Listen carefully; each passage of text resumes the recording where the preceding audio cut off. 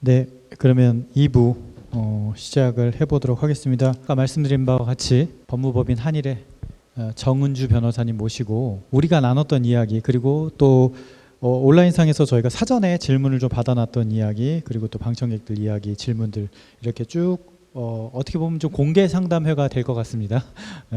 이거를 좀 진행을 하면서 궁금했던 것, 또 앞으로 우리가 좀 고민해야 될 것들에 대해서 이야기를 나눠보는 시간을 갖도록 하겠습니다.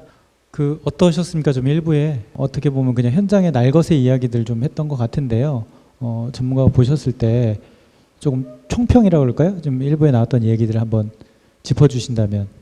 실제 현장에서 이제 영상물을 촬영을 하시거나 아니면 사진 촬영을 하시거나 이제 거기서 산출되는 결과물들이 결과적으로는 다 저작물, 창작물들인데 그런 것들에 대해서 실질적으로 이제 현실적인 고민들을 많이 하시고 계시구나. 그리고 법적인 측면에서 봤을 때도 나름 쟁점에 좀 다툼이 있는 부분들이 꽤 있겠다라는 생각을 하면서 들었습니다.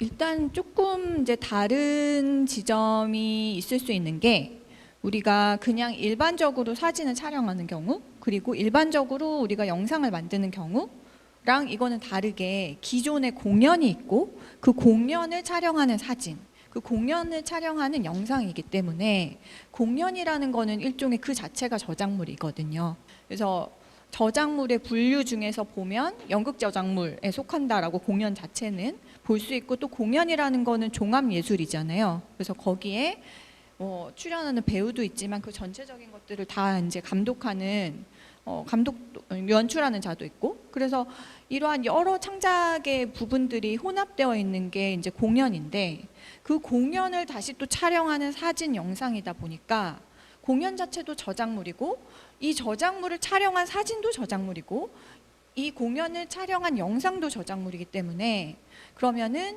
이런 경우에 원저작물이 있고 그것을 다시 촬영하거나 영상 촬영을 한 2차적 저작물이 있는데, 이런 것들을 2차적 저작물, 원저작물로 봐야 할지 아니면 그냥 각각의 개별적인 독립적인 저작물로 봐야 할지, 거기서부터 좀 쟁점의 다툼이 있다라고 보입니다. 네. 그러면 이제 그런 것들이 조금 더 아직은 우리 이쪽 공연 업계에서 네. 제가 생각하는 그런 판례들이 많이 쌓이지 않은 것 같은데, 예. 혹시 아시는 것들이 그런 분쟁들이 있었는지 좀. 분쟁이 있었다. 근데 이제 이게 일반적으로는 영화라든지 영화나 영화에 사용된 음악이라든지 아니면은 공연에 사용된 음악이라든지 이제 이런 부분들 관련해서는 분쟁들이 계속적으로 있었지만, 이렇게 공연이 이미 있는데 또는 어떤 영화가 있는데 그걸 촬영한 사진, 영상에 대한 분쟁이 많았던 것 같지는 않습니다. 예. 아마 그래서 우리가 좀 더 고민을 우리끼리 하고 있는 것 같은데요. 네. 진짜 어떻게 보면 이제 그 두 분의 예술적인 어떤 창작물을 생산하지만, 또 공연 프로덕션의 입장에서는 그냥 단순한 기록이라든지 어떤 홍보용 소스로 그냥 이용하기 위해서 두 분에게 의뢰를 드린 입장일 수도 있기 때문에, 근데 전막을 다 해서 그냥 풀로 다 공개를 해버린다 이런 것들은 좀 문제가 있겠지만, 그런 어떤 그 요소에서 그 공유되고 이렇게 진행이 되는 것들, 그런 부분에 있어서는 그냥 사람들의 어떤 그냥 구두 합의 정도로 넘어가는 경우가 굉장히 많단 말이죠. 우리가 어느 부분을 좀 계약을 좀 신경을 써야 되는지 그런 게 좀 애매모호하기도 하고, 네. 이럴 때 좀 포인트로 우리가 이런 부분들, 아까 나왔던 얘기들 중에 네. 이런 부분들은 좀 계약에서 한번 우리가 짚어볼 필요가 있다라고 좀 느껴지는 부분들이 있을까요? 일단은 기본적으로는 아까도 이제 영상을 한 3가지 정도 보여주시면서 전체를 찍은 영상, 부분을 또 이렇게 편집하신 어떤 영상, 이런 것들을 쭉 보여주셨는데, 그러니까 지금은 이제 결과적으로 공연을 촬영한 사진, 공연을 촬영한 영상, 이런 것들에 대해서 지금 얘기를 하고 있다 보니까, 첫 번째 쟁점은 내가 촬영한 영상이나 내가 촬영한 사진이 저작물인가, 그 부분에 대한 고민 좀 필요할 것 같고요.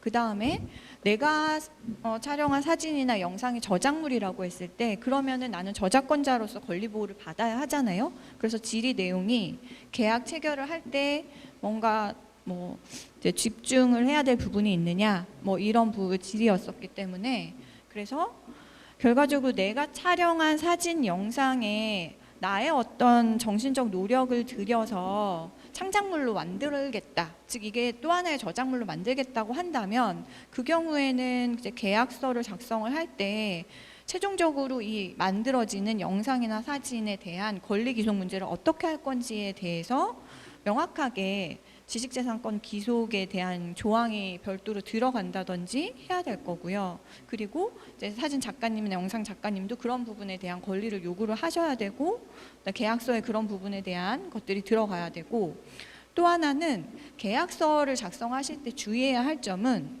저작권은 크게는 두 가지 개념이 있습니다. 그러니까 저작권을 양도하는 것, 저작권을 이용 허락하는 것. 그러니까 내가 사진을 촬영했다 또는 영상을 만들었다 하면은 별도의 어떠한 그 계약을 하지 않아도 창작한 순간 권리는 바로 발생합니다. 작가님들한테. 예.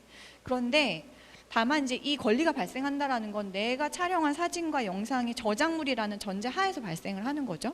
그랬을 때 이거를 결과적으로 뭐 제작사에서 사용을 하려고 한다고 했을 때 뭐 그러한 이용 허락이나 아니면 양도를 해줄 건지 아니면 이용 허락을 해줄 건지 또는 이용 허락한다 했을 때는 그 범위를 어떻게 할지 기간은 어떻게 할지 이용 허락도 독점적으로 이용 허락을 해줄지 비독점적으로 이용 허락을 해줄지 그러니까 그런 부분들에 대해서 계약서를 작성할 때는 잘 살펴봐야 합니다. 예. 기관하고 계약을 했을 때 뭐 저작물은 인정해 줄게. 근데 이제 이 기관이 요 사진이나 영상은 계속 쓸 거야라고 했을 때 사실 그렇게 그냥 계약을 해버리면 기관 입장에서는 큰 문제가 없다. 단체 입장에서는 문제는 없는 거죠. 그냥 저 작가하고 네. 그냥 내가 이용 허락을 받는 계약을 그냥 해버리는 거니까 네. 내가 그냥 쓰는 거에 대해서는 크게 문제는 없는 거죠. 저작권을 양도하는 경우가 있고 이용 허락하는 경우가 있는데 전속 사용권이라는 용어 자체를 저작권법에 들어가 있지는 않는데 그 용어는 말 자체가 없어요. 전속 사용권이라는 예. 말은. 그러니까 조금 더 정확한 표현으로는 독점적 이용 허락을 했다 또는 비독점적 이용 허락을 했다 이런 표현인데 결과적으로 뭐냐면 계약서에 그 조항 내용이 들어 있으면 상대방은 이걸 독점적으로 이용 허락하겠다라는 뜻이거든요. 그러고 그 기간은 그냥 영구적으로 하겠다. 어떻게 보면 기간 설정도 없으니까. 그래서 만약 그런 조항이 있다라고 하면은 작가님들이 요구할 수 있는 거죠. 이용 허락 기간을 뭐 5년으로 하자, 1년으로 하자, 뭐 2년으로 하자 이렇게 기간을 설정할 수 있고 범위도 설정할 수 있어요. 즉 이것을 사용할 수 있는 범위는 어디다. 이런 것들이 협의해서 정할 수 있고 그런 것들이 계약 내용으로 들어가 있으면 그 기간을 초과했거나 그 범위를 초과하면은 저작권 침해가 될 수 있어서 작가님들이 그거에 대한 권리 행사를 하실 수 있는 거죠. 보통 저희가 이제 그 아름아름 넘어간다고 하는 것이 공연에서 쓰이는 것도 단체들이 쓰거나 이런 것도 사실은 그 뭐죠 수익이 크게 발생하지 않는 영역에서 대부분 쓰기 때문에 네. 그런데 이제 수익이 발생하는 경우가 좀 생긴단 말이죠. 굿즈를 네. 만든다든지 예. 아까 뭐 포토카드라든지 뭔가 이제 마케팅적인 요소에서 이게 쓰여지는데 보통 그럴 때는 그 부분에 대한 조항을 또 따로 삽입을 해야 네, 되는 게 맞는 보통은 거죠? 그런 네. 굿즈나 이런 것들은 어떻게 보면은 또다시 2차적 저작물로 탄생을 한 거기 때문에 대부분은 그런 부분에 대해서는 별도 조항을 작성을 합니다. 네. 그래서 이제 크게 저는 그냥 수입이 발생하는 경우냐, 수입이 네. 발생하지 않는 경우냐 네. 이렇게 나눠서 생각을 해도 되는 건지. 그러니까 예를 네. 들면 수입이 발생하지 않는 경우에 한해서는 좀 마음껏 써도 되는 거냐. 근데 또 생각해 보면 수익은 발생하지 않지만 어떤 다른 혜택을 볼 수가 있잖아요. 네. 뭐 예를 들어서 우리 공연을 이제 촬영을 했어요. 감독님이 그 촬영한 물건을 이제 촬영한 영상물을 어딘가에서 뭐 아프리카 TV든 이런 데서 무료로 방송을 하겠다라고 했을 때 우리에게 금전적인 수입은 생기지 않지만 어떤 극단의 홍보가 된다든가 극단의 위상이 올라간다든가 이제 이런 어떤 그 부가적인 가치들이 발생하는 거죠. 자, 이럴 경우가 이제 되게 고민스러워지는데 네. 이런 경우에 그러면은 그 영상물을 만드신 감독님과 어떤 또 허락을 받거나 비용을 지불해야 되는 건지 또 그 영상물에 들어가 있는 모든 배우들과는 어떻게 계약을 해야 되는 건지, 배우나 스태프들하고도 이제 이런 부분들이 좀 되게 궁금해요. 그래서 크게 수입이 발생하는 경우, 수입이 발생하지 않는 경우 이렇게 나눠서 생각해도 무리가 없는 건지가 제일 궁금하고, 수입이 발생하지 않는 경우라도 모든 그 파트들하고 어떤 식으로 계약이 이루어져야 된다고 하면 또 이것을 우리는 이제 수입이 없는데 어떤 금전을 지불해야 되는 것인지 이런 부분들도 좀 궁금해요. 일단은 이제 먼저 법적으로 봤을 때는 수입이 발생한다, 수입이 발생하지 않는다. 이게 사실 법적으로는 크게 중요하진 않습니다. 그러니까 저작권 침해를 성립하게 하는 성립 요건에 수입이 발생하는 영리적인 사업이냐 비영리적인 사업이냐는 상관이 없습니다. 즉 타인이 누군가가 창작물을 만들었고 그걸 내가 아무리 좋은 봉사를 하려는 목적으로 무료로 사용을 했어도 허락을 받지 않고 사용하면 그 즉시 저작권 침해는 성립이 됩니다. 그래서 수입 여부는 사실 저작권 침해 여부랑은 상관이 없는데, 어떻게 보면 수입이 발생하는 걸 어떻게 나누고 뭐 이런 것들은 이제 각자의 이해관계에 따라 계약으로 정리해야 되는 문제인데, 다만 이게 크게 작용하는 경우는 어떤 경우냐, 침해되는 상황이 발생을 했어요. 그래서 이걸 그냥 넘어가지 않고 누군가가 권리자가 침해자한테 내 권리가 침해됐으니까 또 법적인 조치를 취하려고 합니다. 이럴 때 손해배상 청구 소송을 한다고 하면 그때는 이제 수입이 발생했냐 안 했냐가 큰 역할을 하죠. 그러니까 수입이 발생을 한 경우는 침해자가 그 저작물을 이용을 해서 많은 이익을 발생시킨 경우니까 결과적으로 권리자는 훨씬 더 많은 금액을 손해배상 청구할 수 있을 거고요. 만약에 뭐 이게 공공의 어떤 목적을 통해서 함으로써 아무런 수입이 발생하지 않은 거였다 하면은 손해배상 청구 소송을 할 수는 있지만 침해자가 얻은 이익이 거의 없었다, 아예 없었다라고 하면 내가 받을 수 있는 금액도 거의 없거나 작아지겠죠. 그래서 그런 이제 손해배상 청구 소송에서 손해액을 산정하는 데 있어서는 중요한 역할을 하는데, 결과적으로 수입이 발생하고 안 발생하고에 따라서 침해가 뭐 달라진다던가 뭐 그렇지는 않습니다. 마무리하자 그러면 우리가 처음 그 저희의 공연물을 제2 이제 저작물로 촬영을 할 때 그 시점에서 촬영 감독님이나 또 그 영상물 그 창작물 안에 들어가 있는 음악, 조명, 기타 배우들 모든 사람들하고 그 나중에 발생할 어떤 상황에 대해서 미리 계약을 다 해놓거나, 네. 아니면 그때 안 해놨으면 이 영상물을 재사용할 어떤 기회가 생겼을 때 네. 그때 이제 계약을 다시 해야 되는 거죠. 네네. 그게 정상적인 거죠. 네. 그러니까 그냥 원칙은 이렇게 생각하면 될 것 같습니다. 그 작가님들이 영상을 촬영하거나 사진을 촬영했을 때 창작성이 있으면 저작물입니다. 네. 그래서 그거를 이용하려면 누구든지 이용 허락을 받아야 되는 것이고, 네. 그 받지 않으면 저작권 침해가 성립될 수 있고요. 근데 또 하나 여기서 생각해 볼 문제는 그 작가님들도 촬영한 사진이나 영상이 처음부터 내가 이 물체를 촬영할 거야, 이 사람을 촬영할 거야가 아니라 어떻게 보면 공연을 하신 쪽에서 의뢰를 받아서, 내지는 공연 자체도 하나의 저작물이기 때문에 그 저작물을 활용한 또 다른 저작물로 볼 수 있거든요. 그래서 작가님들도 이거를 무한정 내가 찍은 사진이고 내가 찍은 영상이니까 무한정 다 활용할 수 있다, 이 개념이 아니라 어떻게 보면 거기에 나오는 사람들의 각각은 또 초상권 문제도 발생할 수 있고 하니 결과적으로 양쪽 다 이용 허락을 하는 데 있어서는 이제 권리관계가 얽혀져 있는 거죠. 네, 네. 그래서 사실 제가 생각했을 때도 오늘 이제 변호사님 같은 경우에 약간 그 공개 상담이라고 하셨지만 사실 그 느낌보다는 근본적으로는 저희가 아까 양 감독님이 얘기하신 좋은 활용, 전체적으로 이게 우리가 다 이걸 좋게 쓰는 방향이 무엇이냐가 먼저 성립이 되고 난 다음에 그거에 대해서 법적인 어떤 뭐 책임 여부나 권리 여부나 이런 부분들에 대해서 사실 그 얘기하는 게 더 맞는 순서가 아닐까라고 저는 생각을 합니다. 얘기하신 것처럼 결국에는 우리가 어떻게 쓸 거냐를 맞아요. 협의하는 부분이 필요하니까요. 저는 사실 이 자리를 뭐 오늘 뭐 얼마 전에 이제 좀 생각을 해서 몇 달 전에 이거 해봐야 되겠다고 했지만 처음 마음에 품게 된 것은 서정준 작가님께서 공연 사진을 찍는 작가들끼리 연대를 해서 자기가 찍었던 사진에 대한 사진전을 네. 몇 년 동안 해왔었어요. 예. 그것도 이제 무료죠. 그래서 저는 굉장히 의미 있었다고 보거든요. 음. 공연에 대해서 환기시키고 야 이런 파생되는 이런 우리가 할 수 있는 것들이 굉장히 많고 근데 거기서 이제 왜 그 배우들한테 동의를 구하는 과정이 굉장히 어려웠다. 이렇게 무료 전시임에도 불구하고 그거에 대해서 되게 보수적으로 생각하는 그런 배우들이 많았다. 그래서 네. 항상 궁금했던 게 이게 저작권이냐 초상권이냐. 근데 이 공인이긴 하지만 배우들도 네네. 공인이긴 하지만 사실은 또 이제 이 대학로 이쪽에는 그렇게 막 미디어에 알려진 배우들이 아니기 때문에 또 네. 일반인에 또 가까울 수도 있고 네네. 그런 측면에서 좀 애매한 해석이 나올 수 있다고 좀 생각을 하거든요. 네네. 근데 가장 이제 고민이 저작권이냐 초상권이냐 어떤 것이 우선인가 좀 궁금했었어요.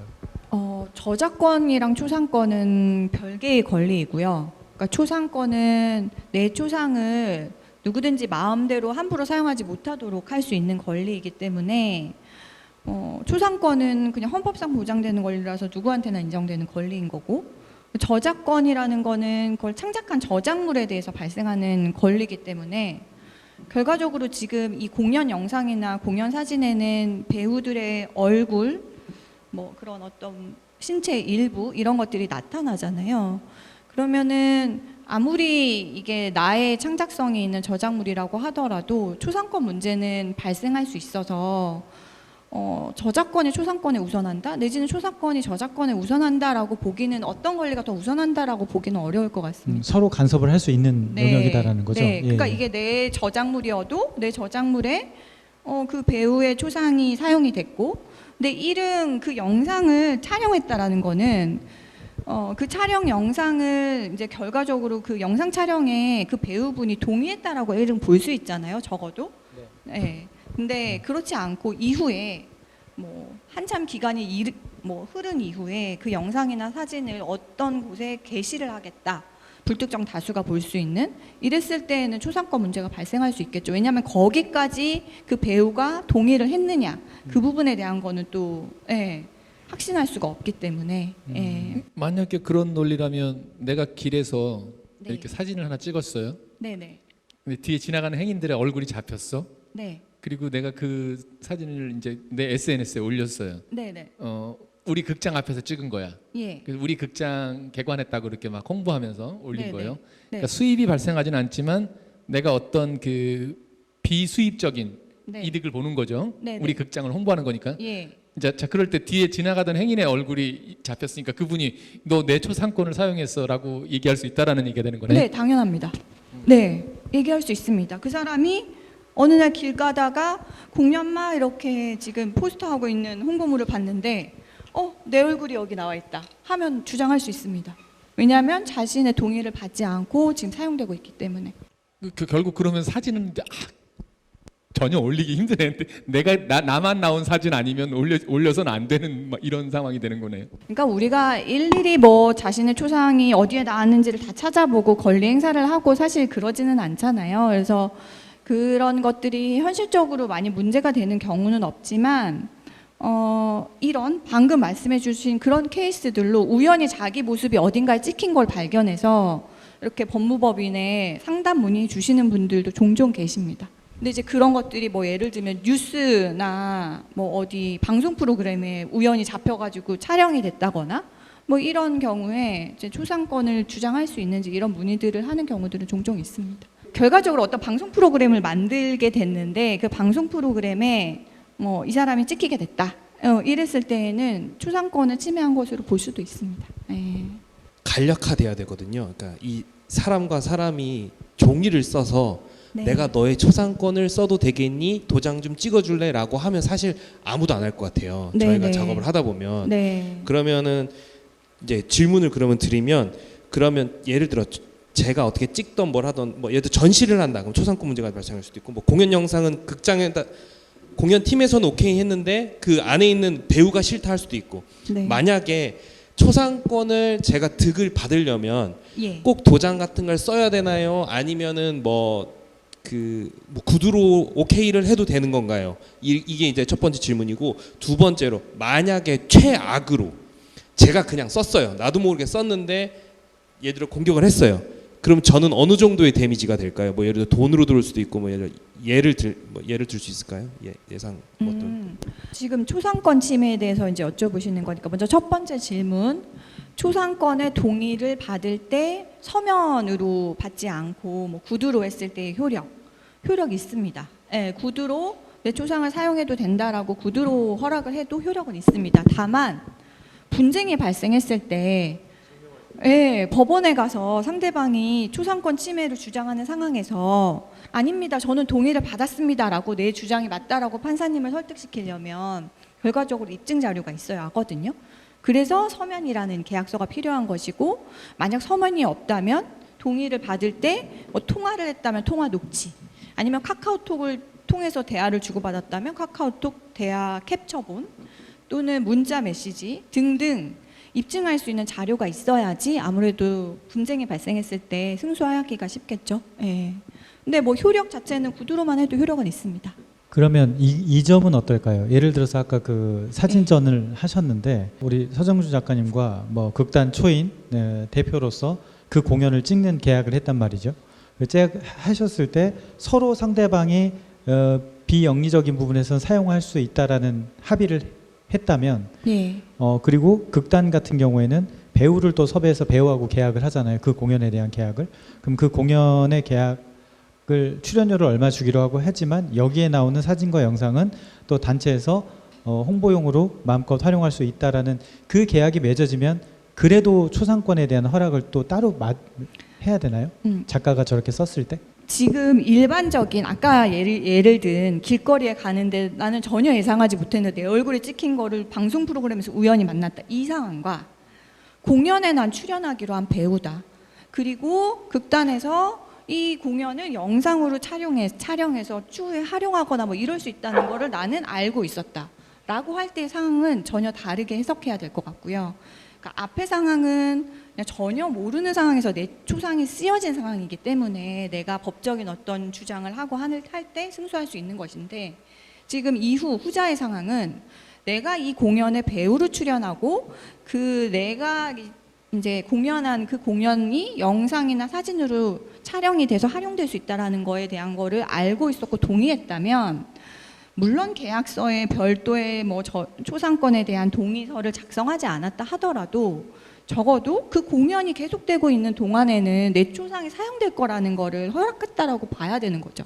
예, 허락했다라고 법원에서도 일은 그렇게 해석을 할 거고요.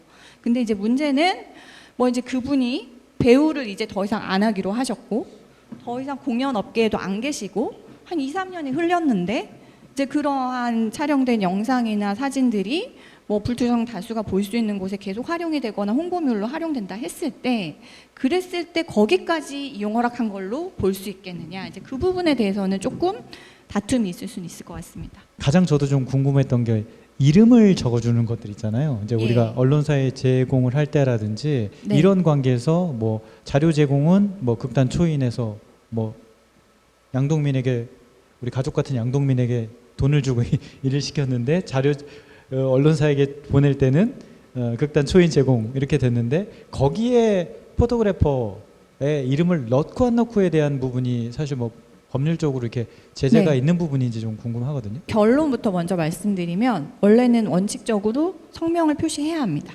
네, 그게 일단 결론인데 우리가 저작권의 저작 재산권이랑 저작 인격권 두 가지 권리가 있거든요. 근데 저작 인격권에는 다시 성명 표시권이라는 게 있어서 저작권자는 누구든지 자신의 저작물에 대해서 자신의 성명을 내가 원하는 바대로 표기를 해달라고 요구할 수 있는 권리가 있기 때문에 작가님들도 당연히 내 성명을 넣어달라고 요구하실 수 있고 그리고 사용하는 자도 넣어야 됩니다.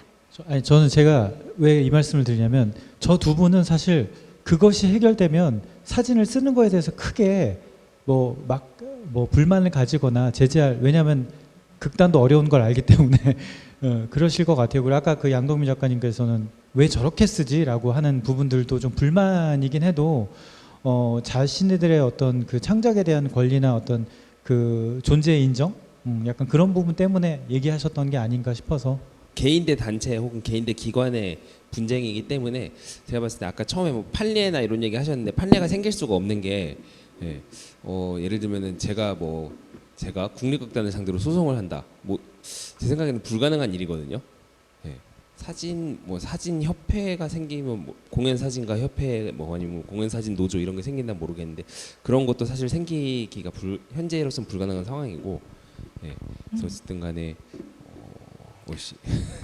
그렇기 때문에 분쟁 자체가 벌어지기 어려운 게, 그러니까 이러면 성명 표시권 같은 경우도 얘기하셨는데 그거를 얘기하는 것 자체가 이제 그쪽에서는 클레임이나 트러블로 받아들이는 경향이 커서 사실 이런 문제들이 좀 생기는 게 아닌가, 네. 예, 생각이 되는데.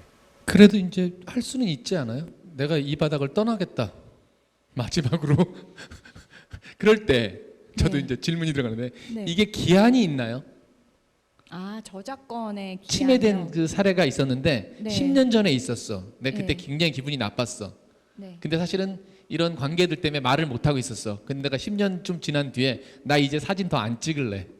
이제 근데 그거 나 고소할 거야. 그때 너무 기분 나빠서. 이렇게 될 수 있잖아요. 네네. 일단 저작권은 사후 70년까지. 죽고 나서 70년까지. 네.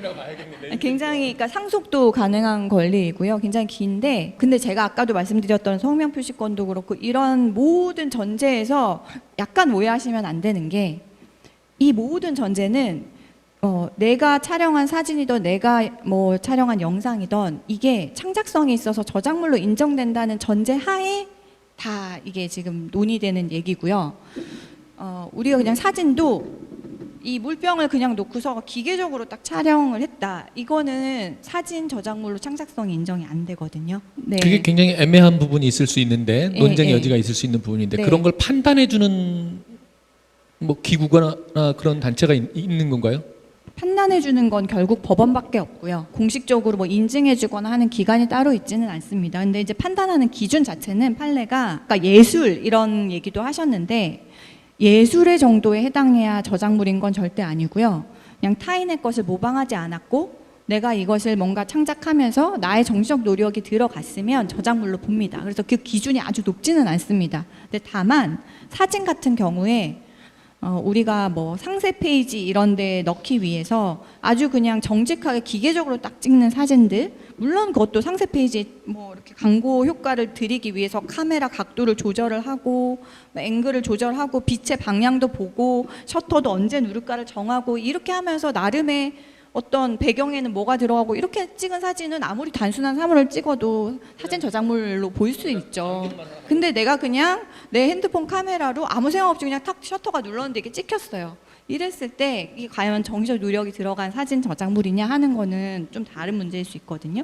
그래서 아까도 말씀드렸지만 이 공연 영상도 그냥 아카이브용으로 남기기 위해서 CCTV로 그냥 쭉 계속 아무런 노력이 안 들어가게 쭉 촬영된 영상이다. 이랬을 때는 영상을 찍은 자의 정신적 노력이 들어가 있나, 그 부분에 대해서는 저작물로 볼 수 있냐는 좀 다툼의 여지가 있을 수는 있어요. 그런데 아까 말씀하신 것처럼 그걸 나름대로 일부분을 뭐 편집하고 또 어떻게 촬영을 하고 각도를 조절을 하고 이렇게 하면 이제 창작물이 되는 거죠. 네. 컨텐츠의 기명을 요청할 권리가 있는 건지 네. 그 기명을 해줘야 될 의무가 있는 건지 이게 이제 되게 궁금한 거예요. 만약에 요청할 권리가 있는 더 우선한다 그러면 요청자가 요청을 안 했어. 네. 내 이름 꼭 넣으세요라는 요청을 안 하면 이거는 그러면 자유로운 거잖아. 근데 만약에 의무가 있다 그러면 요청을 하든 안 하든 무조건 써줘야 되는 거잖아요. 기본적으로는 그러니까 전제를 할게요. 전제는 이제 창작하신 게 저작물이다, 창작성이 있어서 그 전제 하에 다 말씀드리면 해야 합니다. 의무가 있습니다. 예. 의무가 있고 안 되었을 때는 요청할 수 있는 권리가 있고. 네, 그렇습니다. 그래서 워터마크 해달라니까 나 안 해주고 그래. 서울협회 제공하는 사진 워터마크 꼭 해주세요. 그러니까 이제 제가 어떤 워터마크나 이런 걸 넣지 않는 이유는 그 배우들이나 이 그 공연팀 그들이 요청을 해요. 워터마크 없는 걸 달라고. 저희가 이름을 넣어드릴 테니까 그 워터마크 없는 걸 좀 주시면 안 되겠습니까? 라고 이제 요청이 들어와요. 그러니까 그런 걸 하면 일을 2번 해야 되거든요. 이름 넣어주겠다는데 뭐 안 넣어주면 지금 이제 사실 저는 좀 들을 말을 다 들은 것 같아요. 올려줘 왜 안 올려줘 할 수 있단 말이에요. 이제 뭐 확실하게 이제 안 들어가 있으면. 근데 이제 어디에 어떻게 썼는지 제가 알 수가 없겠지만 아무튼간 그런 경우가 있어서 제가 이제 클린하게 드린 거고, 옛날에 워터마크 넣었었던 적도 있어요. 그럼 좀 빼달래요, 협회에서. 왜냐하면 보도 자료를 나가야 되는데 그 사진에 이게 글자가 크니까 이게 공연을 위한 광고인지 너 지금 포토비를 위한 광고 아니면 양동민을 위한 광고인지 이런 거에 대한 이야기가 나오니까 그러면 빼서 줄게, 이름 넣어줄게. 근데 이름이 안 들어가 있어요. 뭐 이제 그럴 때 이제 제가 이제 문제를 제기를 했던 거죠. 그래서 제가 처음부터 아예 사진을 넣지 않고 이름을 넣어달라라고 이야기를 했었어요. 예전에는 사진 할 때. 저는 사실 워터마크를 넣어줬으면 좋겠어요. 왜냐하면 사무실에서 이제 막 바쁘게 일을 하고 신문사나 잡지사에서 막 전화 오고 그러다 보면 이제 직원들 중에 이제 담당자가 또 이렇게 오래 해온 사람 같으면 항상 그걸 이름을 이제 해서 이렇게 제공하기도 하고 넣어주세요라고 요청하기도 하는데 이게 그냥 훅 나갈 때가 있단 말이죠, 사실은. 그러니까 이게 양자 간의 협의를 하라는 거죠. 예, 그러니까 아까 여쭤보신 그 시연, 의무가 시연. 있냐라는 질문이 제가 제대로 이해를 한 건지 지금 조금 확인할 필요성이 있을 것 같은데, 그러니까 워터마크의 의무를 여쭤보신 건 아니신 거죠? 그거 맞아요. 기명할, 그러니까 워터마크가 돼 있으면 네. 이게 이제 두 번 작업을 안 해도 기명 의무를 그냥 자동으로 하게 되잖아요. 근데 기명 의무가 그 우리 쪽에 있다 그러면, 예를 들면 협회나 제작사 쪽에 있다 그러면 네. 우리가 그거를 실수하지 말고 매번 나갈 때마다 포토바이 뭐 누구 작가 누구 이거 꼭 써서 내보내야 되잖아요. 신경을 써야 되는 거죠. 네. 근데 저쪽에서 이제 요청하는 권리가 더 우선한다. 그러면 요청을 안 했을 경우에 좀 편하게 막 쓰게 될 실수도 용납이 되는 거지. 그러니까 작가님의 이름을 요청을 했을 때만 쓰면 되냐, 아니면 작가님 이름은 항상 써야 되는 의무인 거냐, 그걸 그렇죠. 여쭤보신 그러니까 만약에 거. 법정 시비가 붙어 소송이 됐을 때, 네. 당신이 나한테 요청한 적 없지 않냐 따로. 그걸, 이렇게 이제 항변할 수가 있는 거냐. 그럼 그 작가 쪽에서 내가 네. 요청하지 않아도 당신은 반드시 그거를 넣는 것이 의무사항이다라고 얘기를 하게 되는 건지, 누구에게 더 책임이 크냐는 얘기죠. 네네. 뭐 답은 아까랑 똑같습니다. 아까 제가 이해한 게 맞네요. 네. 크고 적고의 그 개념은 아니고, 예, 그냥 권리로 있습니다. 성명을 표시해야 되는 권리가 있습니다. 예. 그걸 편하게 하기 위해서 워터마크를 아예 써서 주면 어떻겠느냐 그 이 말씀을 하신 거잖아요. 근데 이제 사진을 좀 클린을 하게 해야 자유롭게 쓰는데 워터마크 박아버리면 어디서는 이제 리젝되고 좀 불편하게 생각을 하니까, 그래서 이제 클린 버전으로 주신다는 거죠. 네. 그렇죠. 근데 이제 권리가 있고 뭐 요청하실 권리가 있고 여기선 해야 되는 권리가 있고, 그런데 그걸 뭐 워터마크로 써서 뭐 해줘야 되는지 그 방법 자체는 정해진 건 없고요. 예. 그러면은 이 다음은 그 기명 표시에 대한 얘기가 나와서 말인데, 예를 들면 네네네. 아까도 얘기했다시피 보통 사진이나 영상 같은 경우에는 프로그램북에는 네. 이제 표기가 되는 경우가 많은데, 네네. 포스터 같은 경우나 아니면 뭐 온라인 상세 페이지라거나 네. 이런 데에는 기명이 안 되는 경우들이 많거든요. 네. 예. 그러니까 이런 그 기명 표기의 그 의무가 그러면 방금 얘기한 것처럼 네. 이런 부분들에서 어디까지 적용이 되는 것인지도 좀 궁금합니다. 적용 범위가 따로 있진 않고요. 내가 사진을 찍었다, 그래서 내가 창작자로서 이 사진의 저작권자가 나다라고 했을 때는 이 사진을 촬영한 자가 나라는 거를 표시를 해주세요라고, 거기가 뭐 어디에 사용이든 다 요구는 할 수 있습니다. 방금 네. 말씀드린 것처럼 포스터, 상세 페이지, 네네, 혹은 뭐 상관없죠. 리플렛 이런 네. 식으로 종류가 달라도 네네. 각각에 그리고 대해서 성명 표시해달라고 요구할 수도 있고, 내 성명이 A인데 B라고 표시해주세요라고 할 수도 있고, 표시를 안 해주세요라고 할 수도 있고요. 네. 대리인을 선정할 수 있는 건가요? 예를 들면 기명 표기권 같은 거에 대해서 네. 대리인으로 예를 들면 서울연극협회, 한국연극협회 이런 곳에서 대리인 자격을 수행할 수 있나요? 왜냐면 아까 말씀드렸다시피 결국에는 개인대 기관이나 개인대 회사라서 어쨌든 어려워지는 부분들이 있는 거거든요. 그거를 좀 협회 같은 데에서 대리 역할을 해줄 수 있는 건지, 아니면 꼭 법적으로 뭔가 인정받, 그러니까 예를 들면 변호사님 그러니까 같은 분들이 성명을 하셔야 표시를 되는지. 하는 거를 요청을 하시고 싶으신데, 네네. 그거를 뭐 연극협회를 통해서 요청할 수 있냐, 그거를 여쭤보시는 건가요? 네. 근데 뭐 그거는 내가 어떤 권리 주장을 하고 싶은데 제3자를 통해서 권리 주장을 하고 싶다는 거니까, 뭐 양자 간의 그런 부분에 대해서 협의가 됐다면 뭐 대리에 대한 위임장을 작성을 하고 하는 거는 가능하겠죠. 근데 다만 그랬을 때 이제 우리가 흔히 이제 그런 부분에 대해서 법률상의 대리를 하는 변호사나 뭐 법무법인을 통해서 그런 것들이 이루어지면 그것에 대해서 권리 주장을 받은 자가 변호사를 통해서 주장을 하는구나, 위임을 했겠구나라고 하는데, 그걸 알고 있는데, 예상을 하는데, 내가 알기로는 권리자가 A라는 사람으로 알고 있는데 왜 B 협회에서 이걸 대리해서 하지? 라고 이제 좀 의문스럽게 생각할 수는 있겠죠. 예. 그래서 다시 B 협회 측에 A가 대리한 게 맞냐? 뭐 위임장을 보여주든 뭘 보여줘라. 내가 어떻게 당신이 하는 얘기가 A한테 뭐 한 대리받은 건지 어떻게 아냐? 뭐 이런 것들 요구한다든지 그런 좀 번거로운 일이 좀 더 발생할 수는 있겠죠. 내가 직접 얘기하는 것보다 아니면 내가 변호사를 통해서 하는 것보다는. 네. 근데 뭐 예를 들면 그런 협회 측에서 공공의 어떤 뭐 그런 목적을 위해서 단체의 어떤 이익을 위해서 우리가 뭐 그런 우리의 그런 권리를 뭐 그런 식으로 하겠다 하는 건 또 뭐 별거의 또 그거 같고요. 그리고 혹시 좀 오해의 소지가 있을까봐 말씀드리는데, 만약에 그 협회라고 하더라도 그 대리하는 자가 법률 사무를 대리하는 건 안 됩니다. 그건 변호사법 위반으로 형사처벌 받을 수 있고요. 그러니까 그 사람이 뭐 합의 대리하는데 이런 건 안 되는 거고, 그냥 말 그대로 그냥 위임장을 받아서 뭐 이렇게 하는 거 정도는 가능하다는 네. 예, 그러니까 그거에 오해 소지는 없었으면 좋겠고요. 지금 사실 저 한국극작가협회는 그 희곡에 대한 저작권 대리 중개를 좀 하고 있잖아요. 뭐 그렇게 표명하는 경우에는 충분히 좀 가능하지 않을까 뭐 그렇게 생각이 듭니다. 네.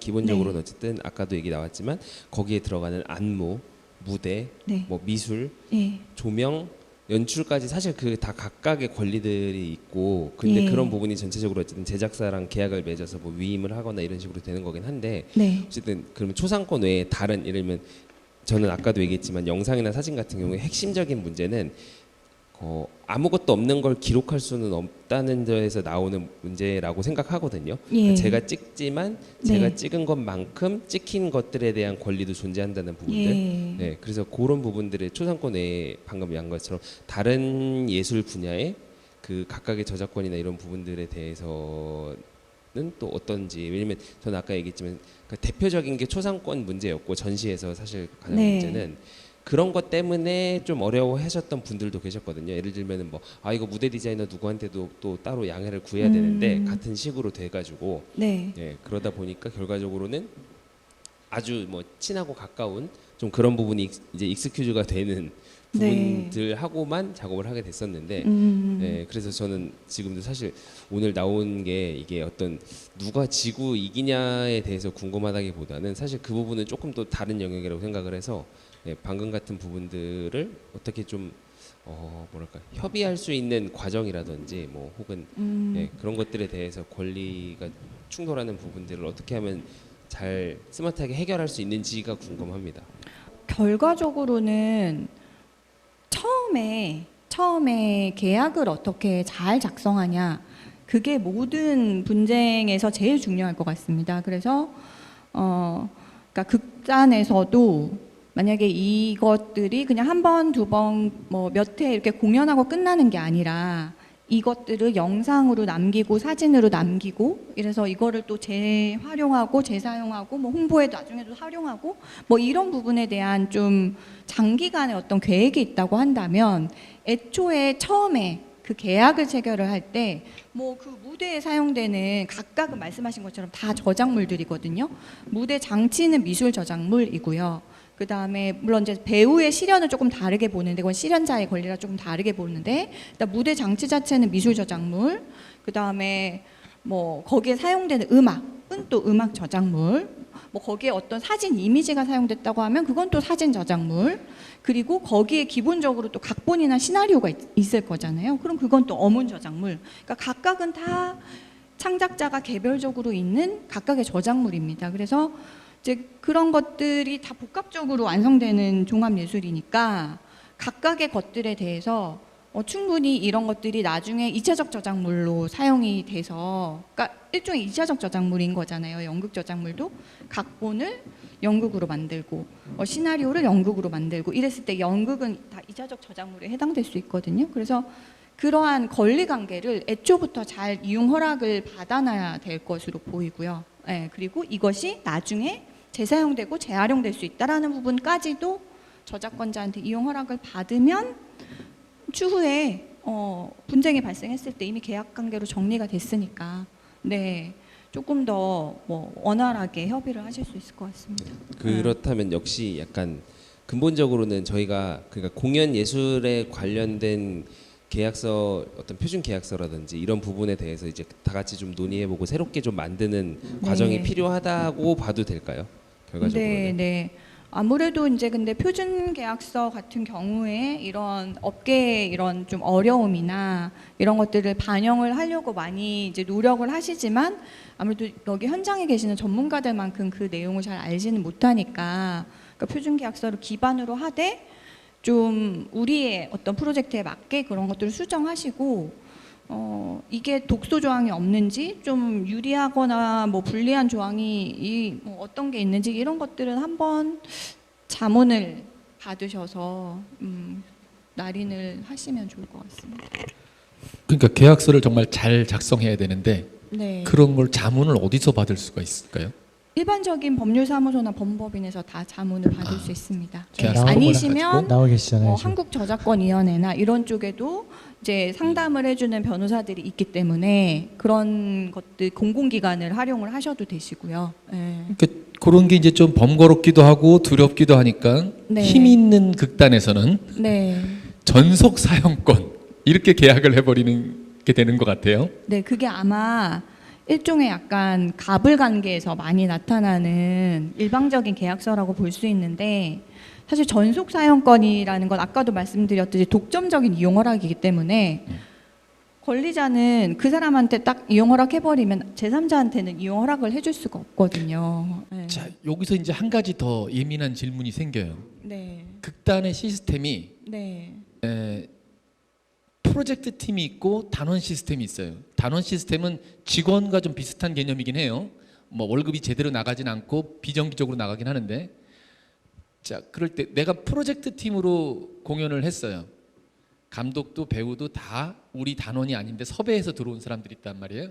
그 사람들하고 계약서를 끌 때 초상권이든 저작물을 2차 저작물에 대한 활용권이든 이것을 뭐 몇 년간 어느 범위를 정한다면 이 범위 내에서 우리가 독점적으로 쓸 수 있도록 한다라고 계약을 맺을 수 있어요. 네. 근데 단원인 경우는 좀 달라지나요, 얘기가? 이 직원과 같은 개념이 되나요? 단원, 그러니까 거기에 출연하는 배우 예. 말씀하시는 배우가 거죠? 소속이 되어 있는 단체에 소속이 되어 있는 단원일 경우에는 조금 더 그게 조금 더 예전에 예를 들면 삼성에 다니면서 삼성 안에서 연구 개발팀에 있는 사람이 네. 개발을 했어. 네. 또는 개발팀에 같이 껴서 자기도 그 개발에 일조를 했어. 네. 이런 경우에 이제 그 권리가 삼성에 있느냐 아니면 그 개발팀에서 뭐 그 개인의 연구원에게 있느냐 이제 이런 문제가 있었잖아요. 네. 네. 우리 이제 공연계에도 이제 그거를 가지고 들어오면 예를 들면 국립극단 단원들이야. 자동적으로 그 권한이 극단 안에 국립극단에 소속되는 건지 네. 아니면 단원일 경우에도 별도의 계약을 또 해야 되는 건지 이런 문제가 있겠죠. 물론 외부 배우나 외부 스텝을 데리고 올 때는 별도의 계약을 해야 될 거라고 짐작이 되는데 네. 단원인 경우에는 또 어떻게 되는지가 좀 궁금하네요.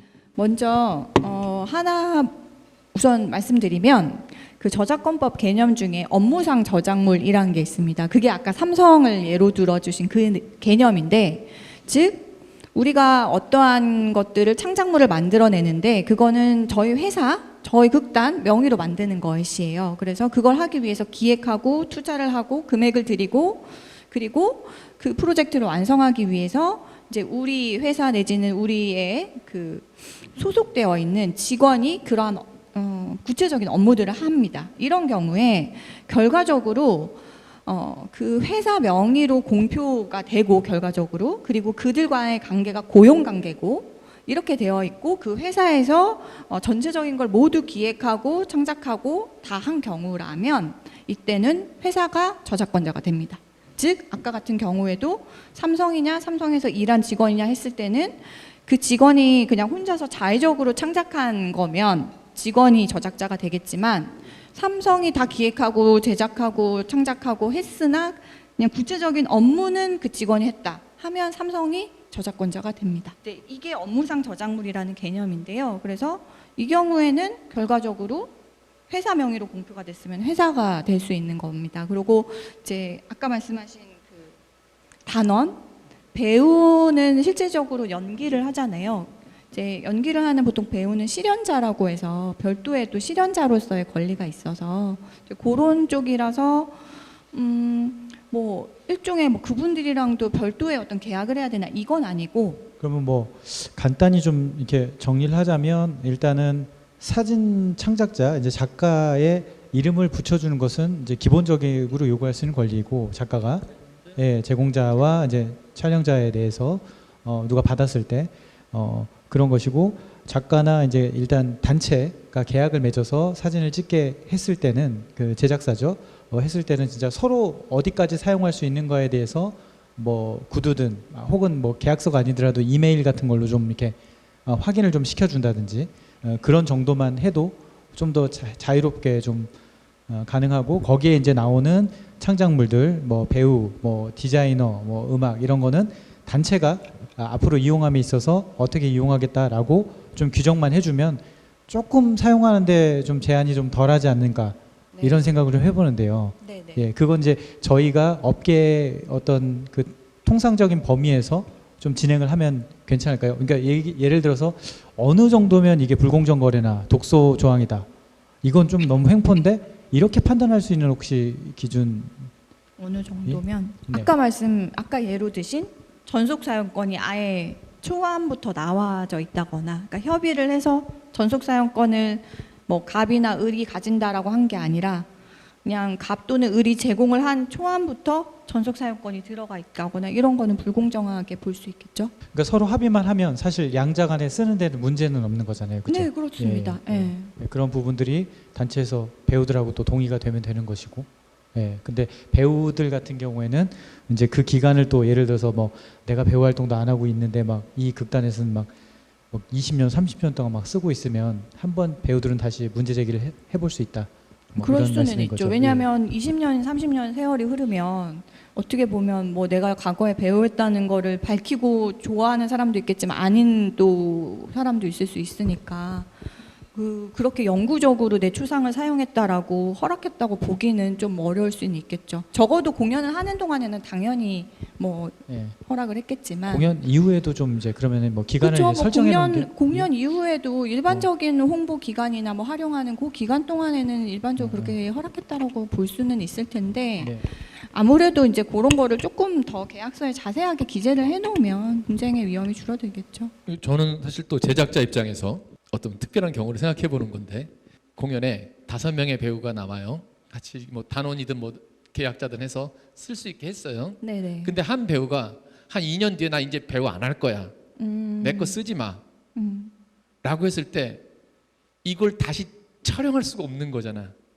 그렇죠. 그렇죠? 예. 5명의 배우와 또 다른 배우를 섭외해서 다시 공연을 하지 않으면 촬영할 수 없는 경우가 생긴단 말이죠. 그러면 이제 제작자 입장에서는 아예 못 쓰게 되거나 다시 공연을 만들어야 되는 엄청난 비용이 이제 들어가게 되는 건데 네네. 일방적으로 이제 그럼 그 경우에는 그냥 안 쓰는 게 맞는 건지.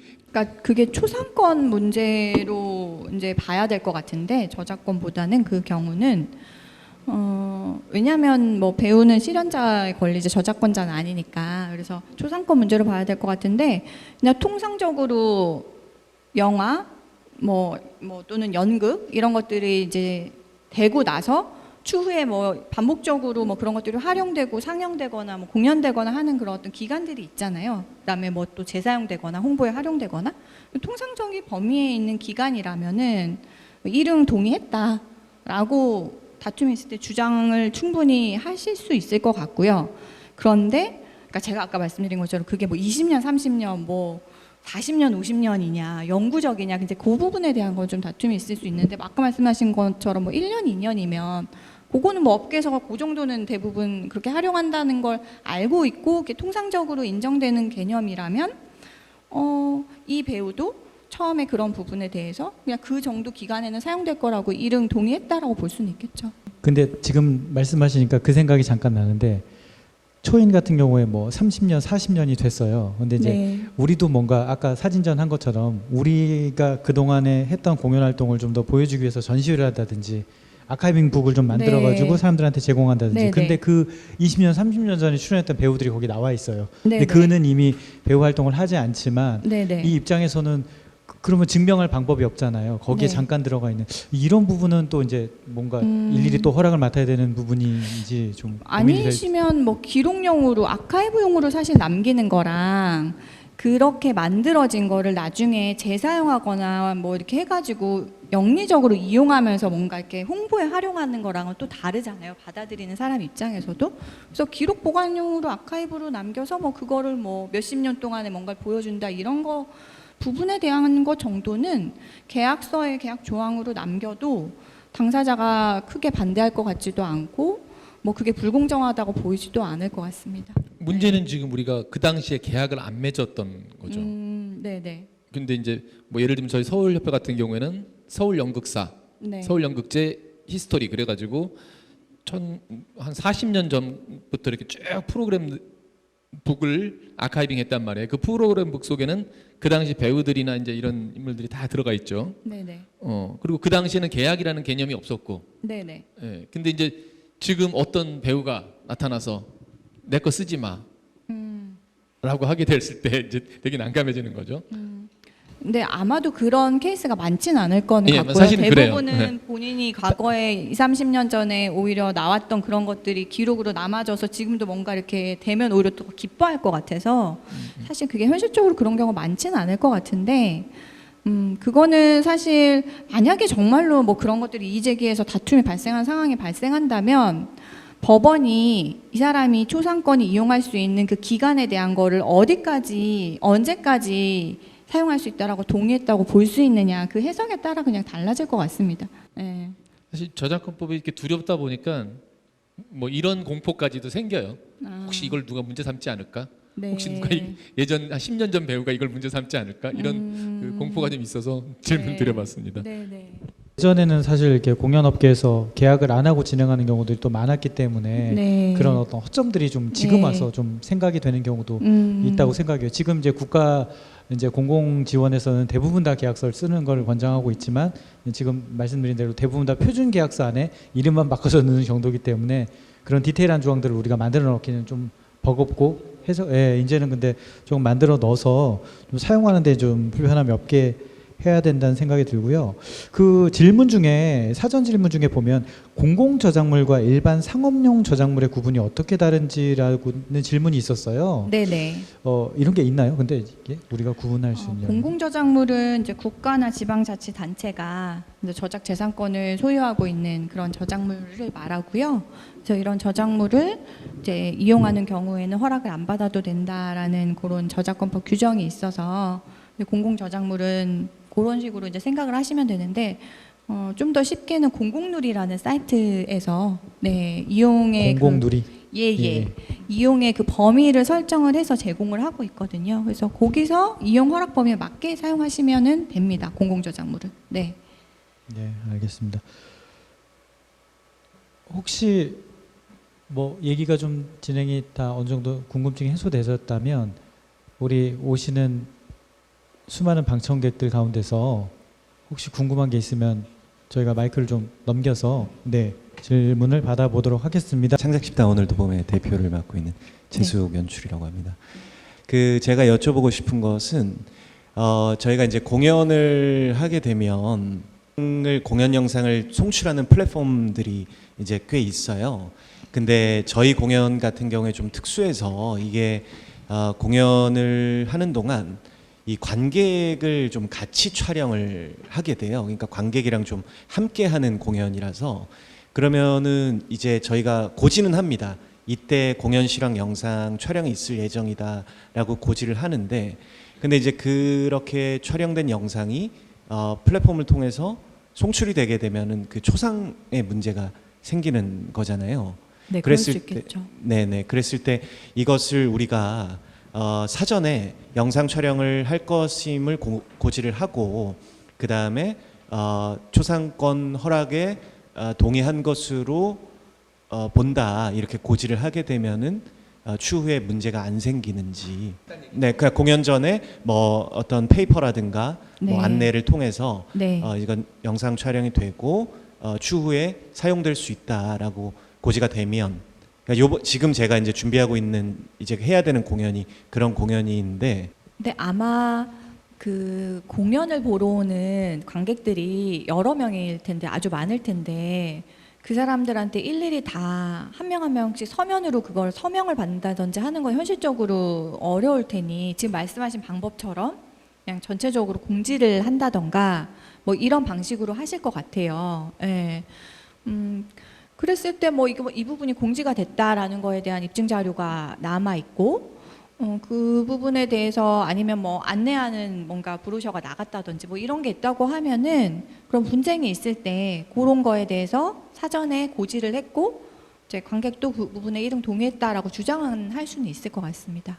코로나 때는 마스크를 썼잖아요, 우리가. 예. 그럼 이제 사실은 좀 식별하기가 이제 코까지 이렇게 마스크를 쓰게 되면 본인은 알 수 있으나 이게 초상의 범위라는 게, 초상권의 범위라는 게, 이게 마스크를 쓰고 있는데 사실 남들이 식별할 수 있는 정도는 아닌 것 같은데 본인은 안단 말이죠, 자기니까.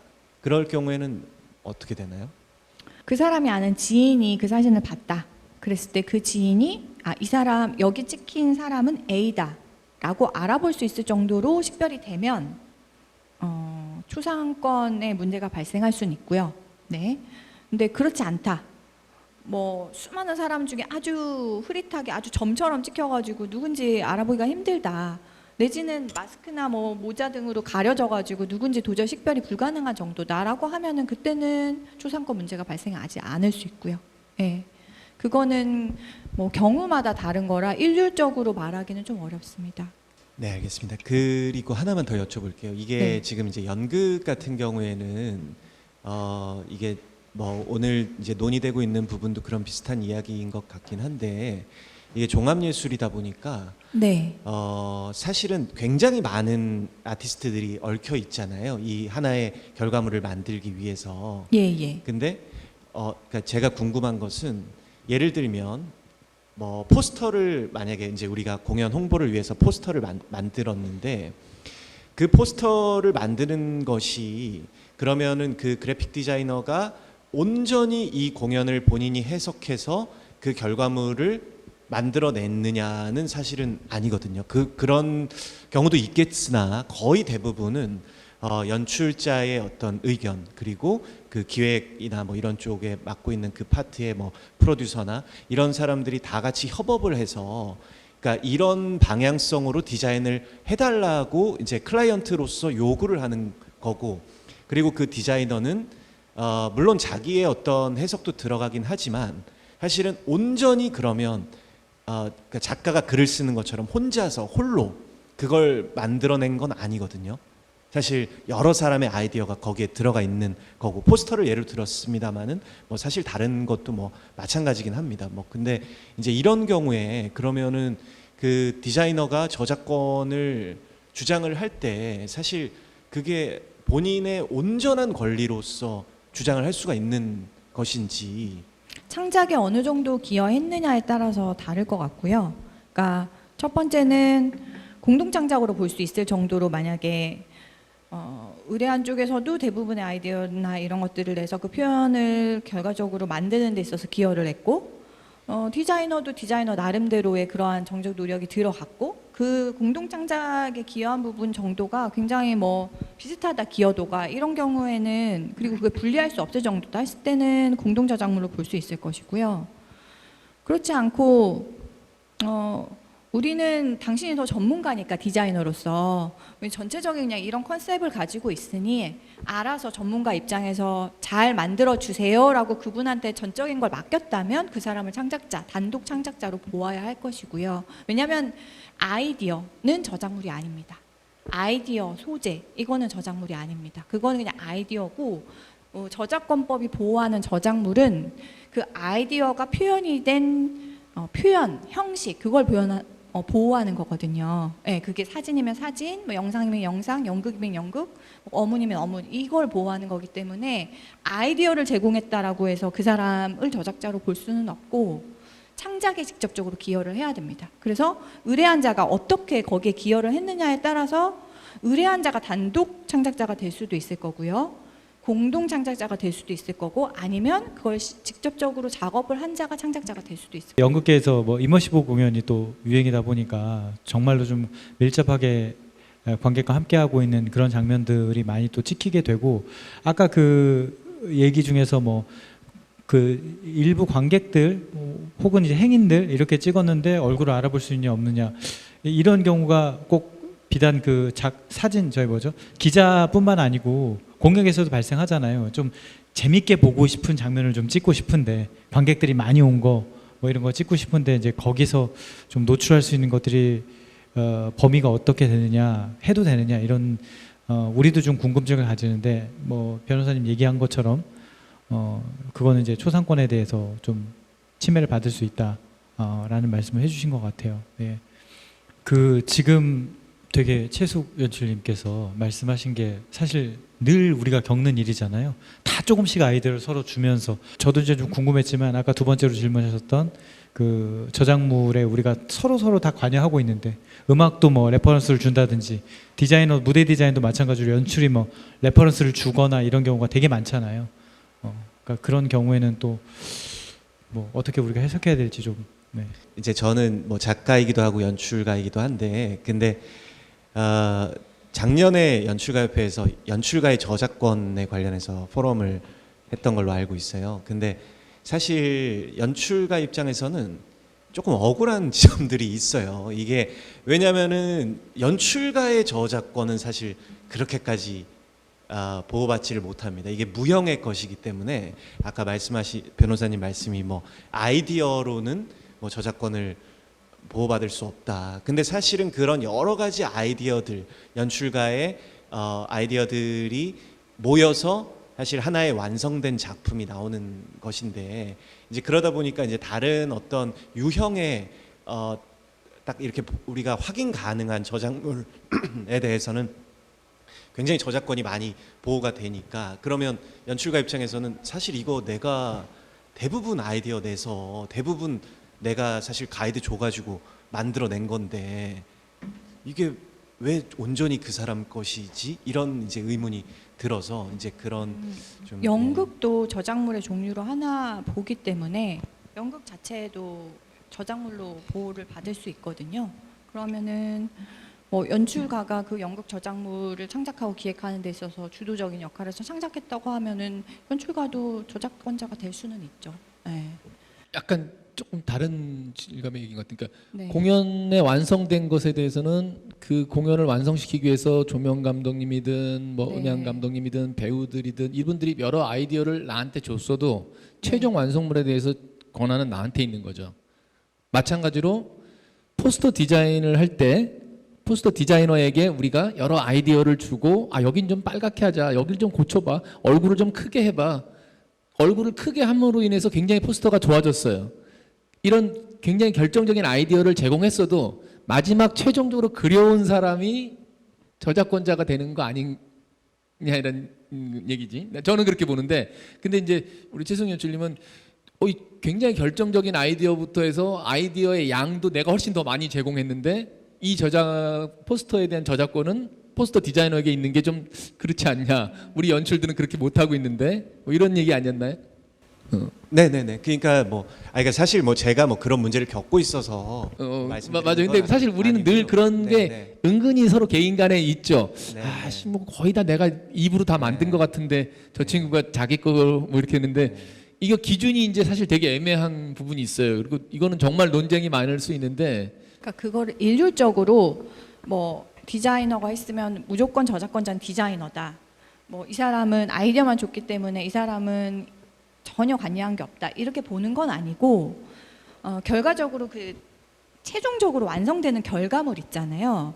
그 결과물을 창작하는 데 있어서 얼만큼 누가 기여를 했냐, 그 부분에 따라서 연출가도 대부분의 거기에 기여를 하고, 실제적으로 연출가도 거의 창작의 한 50% 이상은 창작한 거나 다름없다라고 보여질 정도라면 공동 저작물 내지는 그렇게 주장을 할 수 있을 거고, 아니면 90%는 연출가가 이미 뭐 초안 그림도 다 그려서 주고 이렇게 해서 다 줬어요.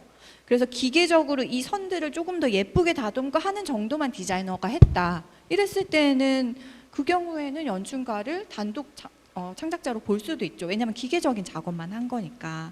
이제 네. 문제는 증명할 길이 없는 거죠. 그냥 말로 이렇게 지나가면서 또는 테이블 회의에서 말로 했던 것들이고 그걸 뭐 녹음해왔다든가 이런 게 아니면은 사실은 논쟁의 여지는 있지만 증명할 길이 없기 때문에 그러니까 증명할 게 있어야겠죠. 그러니까 뭐 예를 들면 내가 1차 시안, 2차 시안, 3차 시안 이렇게 하라고 다 제공해줬고 뭐 카톡을 통해서 이렇게 전달도 했고 이렇게 창작에 기여했고 그런 것들에 입증할 게 있어야겠죠. 네. 만약에 그게 나중에 분쟁이 생긴다면. 예를 들면 영화 같은 경우에는 제가 알기로 원작 각본 각색 이런 게 좀 기준이 어느 정도 이 설정이 되어 있는 걸로 알고 있는데 이런 식으로 뭔가 그 시나리오의 경우에는 좀 그렇게 어느 정도 좀 정리가 되어 있는데 다른 파트들 같은 경우에는 그런 식으로 좀 뭔가 좀 더 확실하게 좀 정리할 수 있는 방법이 얘기하신 것처럼 뭐 기여도나 이런 거뭐 작업량이나 등등에 따라서 정리할 수 있는 방법이 있을까요?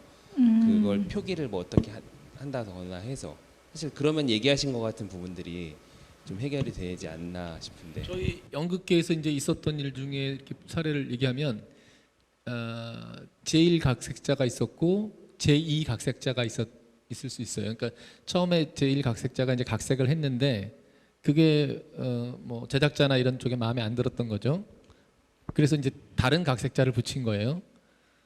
이것도 굉장히 논쟁적인데 그래서 이제 결과물이 나왔는데 제1 각색자 입장에서 볼 때는 내가 각색한 그 기본 구성이나 틀들이 굉장히 많이 남아 있다라고 보는 거고 제2 각색자 입장에서는 아니다. 네가 각색했던 그 부분들은 많이 없다. 뭐 이제 이런 건데 이 경우에 그러면 이제 이걸 논쟁 그쵸? 누구 말이 더 맞는지 누구의 기여도가 더 큰지 또는 뭐 기여도를 퍼센트로 나눌 수 있는 건지 뭐 이런 부분에 대한 이제 좀 분쟁을 해결해 줄 수 있는 곳은 아까 말씀하신 뭐 저작권 분쟁위원회 이런 데가 되나요? 그렇죠. 그렇고 그것도 결과적으로 공동 창작으로 봐야 되는 정도냐 최종 결과물이 뭐 얼만큼 어떤 처음에 관여한 작가가 얼만큼 창작에 기여를 했고 뭐 이런 부분들에 따라서 이제 인정받을 수 있는 권리나 이런 것들에 대한 해석은 다 달라질 수 있겠죠. 프로그램북 뒤에 이름만 넣어주면 되거든요. 사실은 진짜 약간 그러니까 궁극적으로 사실은 지금 아까 말씀하신 걸 들어봐도 이 디자이너가 일을 잘했어, 잘하고 해가지고 야 너 너무 고맙다. 그럼 이름 막 넣어주고 싶을 거예요. 근데 내가 아이디어고 뭐고 다 때려박고 네가 시킨 대로 다 해가지고 꾸역꾸역 해가지고 만들어놨는데 왜 내 이름 안 넣어줘? 이런 식으로 나오면 진짜 너무 미울 것 같은 거예요, 사실은. 근데 그냥 이름 넣고 끝나면 되지 않? 약간 제 생각은 그거고요. 또 아니 하나만 그게 되게 중요해요. 이름을 첫 번째 공연에 딱 넣어주는 순간 이제 모든 권한을 인정한 거예요. 그거는 내가 아이디어 90% 주고 내가 막 여러 가지 증거도 낼 수 있어. 사실은 그런 경우라도 내가 첫 번째 포스터물에 디자인 바이 최수욱 써줬어요. 그러면 그 다음에 가서 권한을 주장할 수 없게 되는 거죠. 첫 번째 인정했기 때문에. 그렇지 않나요?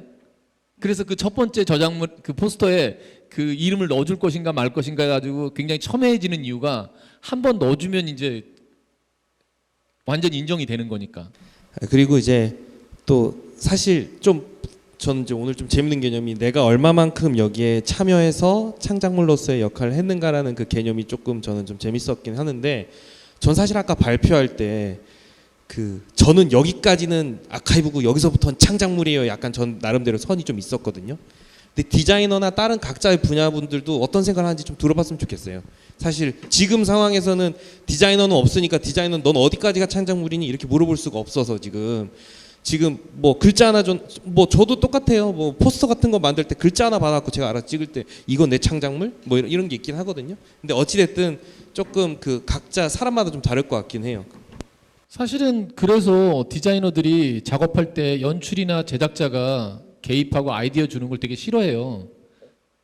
본인들이 자꾸 강요해서 이렇게 해줘 해놓고 나서 나중에 가서 내가 다 만들었어 이래버리니까 디자이너들도 되게 답답하거든요. 저 하나만 더 여쭤보겠습니다. 이제 뭐 이거는 사실은 뭐 특수한 케이스긴 한데 뭐 많이 있지는 않겠지만은 저희 공연 이제 연극 같은 경우에는 사실은 무대 세트를 만드는데 돈이 상당히 많이 들어가요. 예산 중에. 그러면 이제 이것을 재공연하는 것에 대비해서 무대 세트를 보관을 하게 되는데 그 세트를 디자인한 것은 이제 무대 디자이너에게 저작권이 있잖아요. 네. 근데 그 디자이너가 네. 이걸 제공을 하는 데 있어서 이건 하지 마라. 혹은 굉장히 과도한 금액을 요구를 하는 거죠. 디자인비를. 그러니까 그랬을 때 사실은 공연팀 입장에서는 그걸 줄 수 있는 지금 상황도 아니고 그리고 아예 하지 말라고 하는 경우에는 그렇다면은 그 공연 극단의 입장에서는 그 돈을 들여서 어쨌든 그 초기 디자인비도 줬고 제작비도 줘서 그 세트를 만든 거잖아요. 만들어서 보관을 하고 있었고 그렇다면은 추후에 재공연을 할 때 그걸 만약에 디자이너가 절대 못 쓴다라고 하면 그냥 못 쓰게 되는 건가요?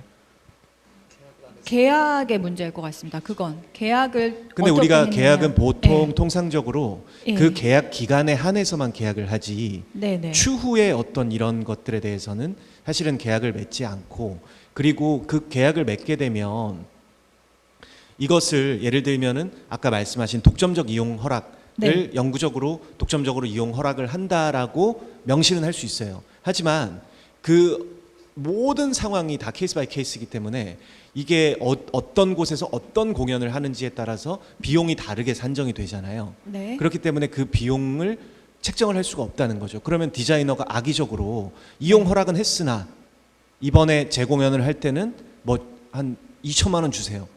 이러면 우리가 줄 수 있냐는 거죠. 못 주죠. 그거는 만약에 그런 상황들이 반복적으로 이루어져서 예상되는 경우라면 그거는 계약에 별도의 특약을 정하거나 하셔서 해결해야 되는 문제인 것 같고 그러니까 그걸 그러면 네. 다 써야 된다라는. 근데 법리적으로는 만약에 그 무대 장치를 그분의 창작물, 미술 저작물로 보고 그분을 저작권자로 봤을 때는 그 사람이 이용 허락의 기간을 2023년 1월부터 23년 12월 31일까지다라고만 만약에 했으면 그 이후에 사용하게 되면은 분쟁이 발생할 수 있는 건 맞습니다. 법적으로는. 그래서 계약을 일단 잘 하셔야 되겠죠. 그래서 금액에 대한 부분이나 그런 부분에 대해서 만약에 이 사람이 사전에 재사용 이후에 재사용하는 부분에 있어서도 이용 허락했다라고 어떻게 보여지는 여지가 있다거나 금액 부분도 동일하게 간다라는 부분에 대한 사전 양해 부분이 있었다면 그런 부분을 주장해서 입증을 할 수 있겠지만 그런 게 하나도 없었다. 그냥 그 계약 하나만 있었다 했을 때는 이제 그거는 사실 계약의 문제인 거죠. 지금 그 질문하신 것이 우리가 보통 공연 계약 기간을 이제 따졌을 때 공연이 끝난 날 혹은 그 달 말일 정도로 계약 기간을 설정하는데 그러니까 그러면 이제 그게 범위를 벗어나는 게 아닌가 그런 이유이신 거죠? 그렇죠. 우리가 이제 네. 보통 사실 저는 지금 어떻게 되는지 모르겠는데 저는 이제 계약을 항상 맺을 때 그 공연 기간에 대해서만 계약을 맺지 그 이후의 것에 관해서는 사실은 맺지를 않으니까. 지금 변호사님 말씀은 그러니까 계약 기간은 네. 있지만 그 세트를 이용하는 것에 대한 어떤 조항처럼 네네네. 하나 그 삽입을 예. 하면 어떻겠냐 그런 예, 예. 말씀이신 것 같아요. 이해는 했는데, 네, 그게 이제 사실은 말씀은 알겠어요. 어떤 건지 이게 사실은 분쟁이 될 때를 대비해서 다 쓰면 좋은데 이게 사실 우리가 그렇게 일을 하지를 않잖아요. 그럼 사실은 이거는 완전히 그냥 당신이랑 나랑 맞아. 그러니까 선을 긋고 가는 거니까 맞아. 이게 사실 근데 그런 관계가 아니잖아요. 우리가 협업하는 맞아요. 맞아요. 관계에서. 그러니까 대부분의 우리의 문제들이 사실 사진도 지금 얘기를 했지만 좀 이용 허락에 대한 조항을 조금 더 꼼꼼하게 하고 좀 더 프리하게 좀 편하게 쓰자라는 얘기가 좀 사실 오늘 주된 어떤 그 핵심이 아니었나 싶고 분쟁이 발생하는 게 대부분 다 어떤 금전적인 이해관계보다 감정에 의해서 좀 발생하는 경우들이 많고 또 이제 서로 이렇게 협업물이다 보니까 이렇게 얘기하다가 또 갈등이 생기는 경우에 야 그럼 하지마 때려쳐 이렇게 돼서 그걸 조금 뭔가 이렇게 법적인 효력을 좀 넣고 싶어하는 경우들이 좀 많은 것 같아요. 특히 이 시대에서는. 근데 이제 그렇게 되면 더 진짜 좀 뭐라 그럴까 안 좋은 상황까지 가게 되니까 최소한의 어떤 그 조항들을 좀 넣어주자. 근데 사진 영상 같은 경우에 제가 봤을 때 지금 오늘 변호사님 가이드 해준 대로만 하면 굳이 그렇게 막 우리가 껄끄럽게 하지는 않을 것 같거든요. 그러니까 그런 부분에 있어서 사실 아까 제가 봤을 때는 아까 협회장님도 그 물어보셨던 질문 중에 약간 그런 맥락이 있었던 것 같은데, 그러니까 이런 게 꼭 법원으로 가기 전에 분쟁 조정을 네. 할 수 있는 어떤 네. 그런 단계나 이런 것들이 있는지도 좀 궁금합니다. 이렇게 꼭. 네, 있습니다. 한국저작권위원회라고 문화체육관광부 산하의 공공기관이 있거든요. 그래서 거기에 분쟁 조정 신청을 하실 수 있고, 이제 분쟁 조정 신청하시면 해당 조정기일에 만나서 합의를 하실 수 있습니다. 그리고 거기서 만들어진 조정 조서는 법원의 확정 판결이랑 동일한 효력이 있습니다. 그 네. 뭐 소비자 보호원 같은 경우에는 사실 뭐 큰 효력이 없다는 얘기들도 있는데, 그런 거랑 다르게 약간 법원이랑 같이 동일한 효력이 있다. 네, 거기서 성립된 조정 조서는 이제 확정 판결이랑 동일한 효력이 있어서 집행도 할 수 있습니다. 예를 들어서 거기서 1,000만 원을 지급한다라고 했는데 그 사람이 주지 않으면 그 사람의 재산에 대해서 강제 집행을 할 수 있습니다.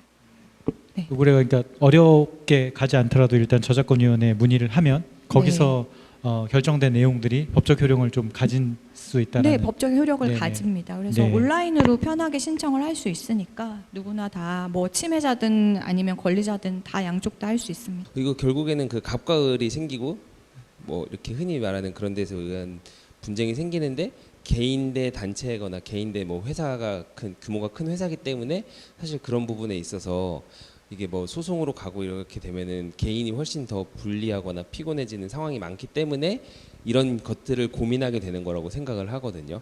그래서 그러다 보니까 결과적으로 위축되고 뭐 영상을 올리거나 사진을 올리거나 하는 것 자체도 아예 시도를 안 하게 되고, 근데 그런 조정 과정이 어쨌든 재판보다는 훨씬 좀 더 편리하게 가능하다는 얘기신 거죠.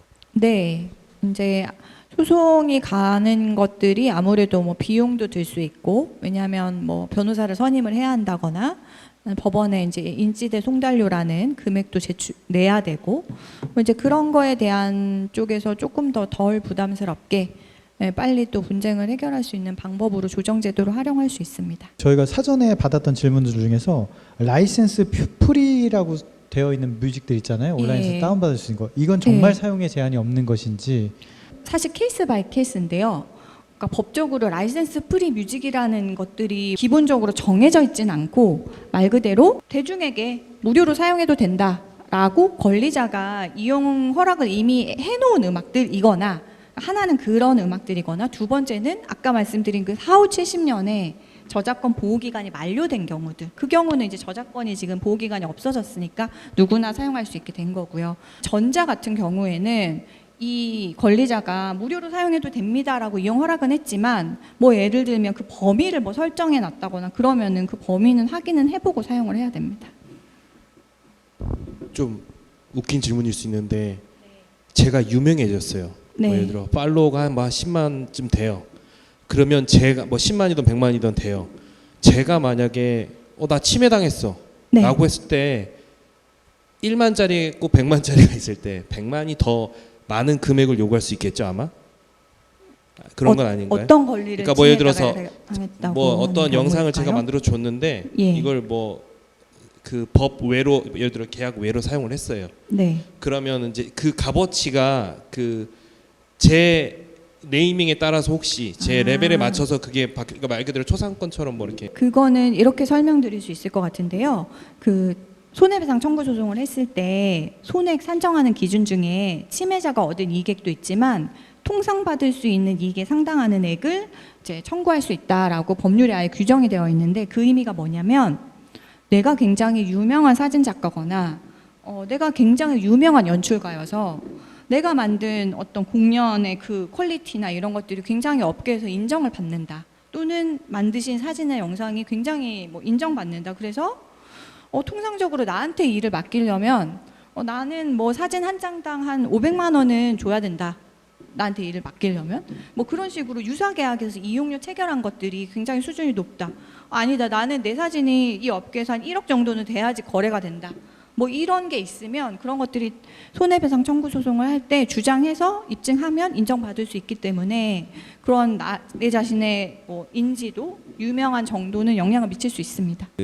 이번에는 그러면 조금 더 다른 문제인데, 저희 쪽 입장에서는 사실 이거 우리가 작업한 거고 우리의 피와 땀이 들어간 건데, 이거를 이렇게 뭐 우리가 SNS에 올린다든지 이런 데 있어서 뭔가 분쟁이나 그런 뭐 어려운 일들이 생기는 게 사실은 제일 불편하고 그걸 해결하고 싶은 거고. 네. 근데 이제 그런 면에서 어쨌든 우리가 뭐 SNS에 사진을 업로드한다고 쳤을 때 뭐 워터마크를 한다거나 그 뭐 혹은 뭐 예를 들면 극단 초인의 작품이라면 극단 초인의 로고를 박아서 올린다던가 네. 같은 식으로 하면은 분쟁이 일어날 여지를 좀 줄일 수 있을지 궁금합니다. 이게 제가 알기로는 네. 원래 워터마크가 법적인 효력 자체는 없다고 알고 있거든요. 네. 사진 관련돼서 이제 판례가 있을 때. 네, 네. 네. 근데 그렇긴 하지만 그래도 좀 뭔가 그런 식으로 아까 얘기하신 것처럼 우리 쪽도 우리 마음대로 쓴다기보다는 같이 상호 협력하에 뭔가 좀 더 공동의 이익을 위해서 업로드를 한 거다라는 식으로 이렇게 좀 더 인정받을 수 있을지가 궁금합니다. 일종의 협의 문제일 것 같은데요. 그러니까 내가 지금 올리는 사진이나 영상이나 뭐 이러한 것들에 대해서 상대방 극단이나 이런 쪽에서도 뭐 동의가 전제될 것으로 보여지는 경우에는 뭐 워터마크를 쓰든 안 쓰든 뭐 당연히 이제 동의를 할 것이고, 또 그런 부분에 있어서 조금 더 협력적인 관계나 이런 것들을 표현하기 위해서 워터마크를 통해서 뭐 그런 어떤 분쟁 소지는 훨씬 줄어들 거는 같습니다. 예. 그러면은 만약에 워터마크가 들어가지 않은 사진 같은 경우를 올렸는데 네. 그걸 뭐 다른 사람들이 온라인상에서 그 예. 파일을 가지고 받아서 이제 뭐 뭔가 이제 이익을 취한다거나 저작권 침해 행위를 했을 때 네. 그렇게 되면 결과적으로 이제 그 책임 소재라고 하죠. 책임 소재를 저희 쪽에서 지게 되는 건지. 아니요, 그 침해자한테 직접적인 책임 소재를 물어야 되겠죠. 네네. 제작사 측에서 저희 쪽이 아니라 그 침해자한테 물어야 네, 된다는 왜냐면은, 그러니까 물론 이제 사진을 촬영을 하셨으니까 사진에 대해서 저작권을 가지고 계신 저작권자이신 거잖아요. 그러니까 저작권자가 사진을 일단 게시를 했으니까 그 자체는 저작권 침해라고 보기는 저작권자가 자기 저작물을 올린 거니까. 근데 이제 물론 그 사진에 들어가 있는 이제 공연 뭐 이거에 대한 권리 문제는 또 별도로 발생은 하겠죠. 근데 어쨌든 제3자가 그 사진을 무단으로 불법 복제해 가서 자신이 뭔가 활용했다고 하면 그 사람에게 책임을 물어야죠. 다른 질문 하나만 좀 드리겠습니다. 이런 질문이 좀 나왔습니다.